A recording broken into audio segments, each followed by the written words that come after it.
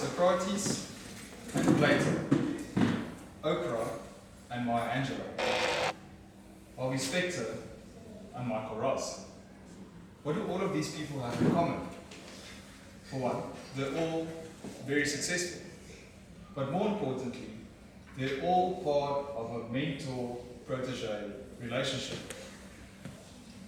Toastmasters envisions this relationship as a mutually beneficial relationship where the mentor and the protege have the chance to gain valuable insight into one-on-one communication, sharing knowledge, insight, and experience with one another.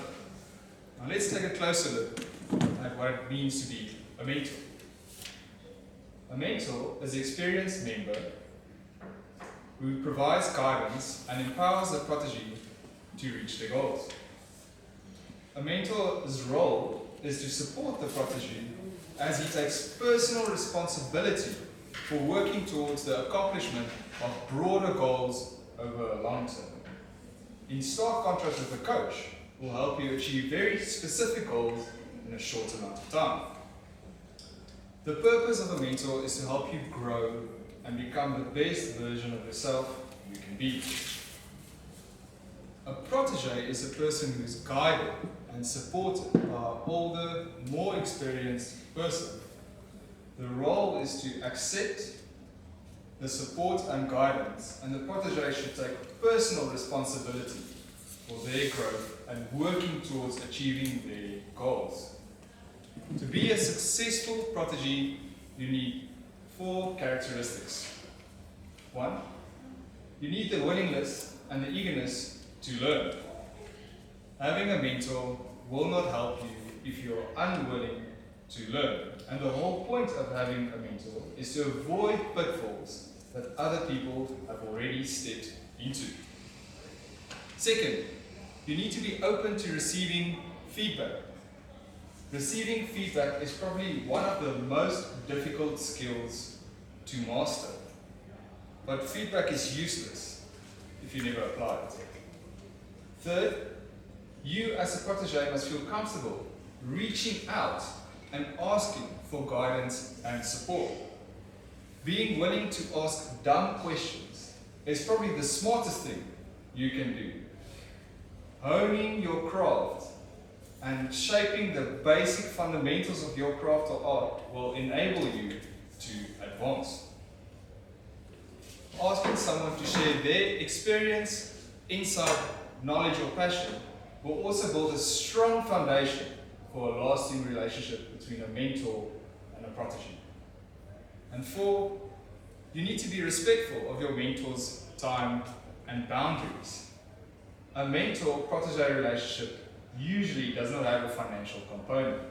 It is someone who put up their hand and said, I am willing to share my time to help you achieve your goals.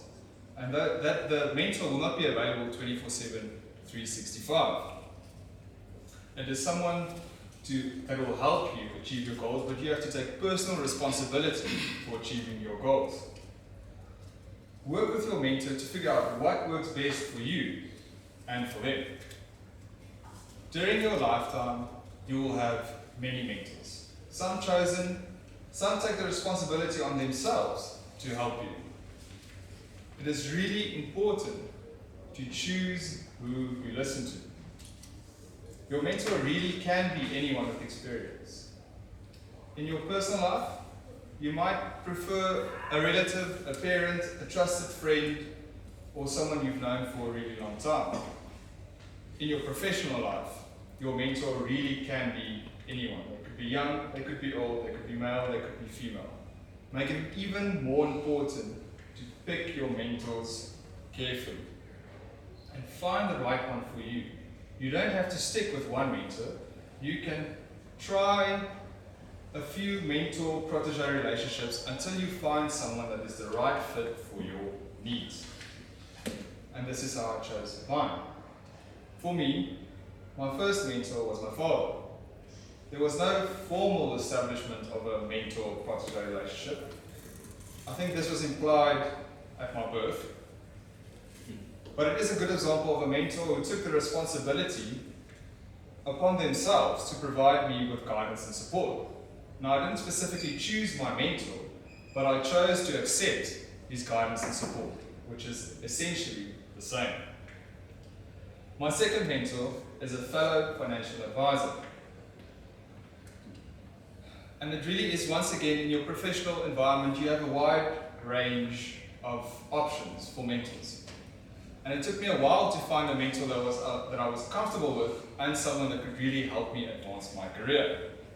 I struggled to find someone, and eventually I decided that I need someone who's been where I was, who is where I want to be in 5 years from now, and who can still remember how it was starting out as a young financial advisor.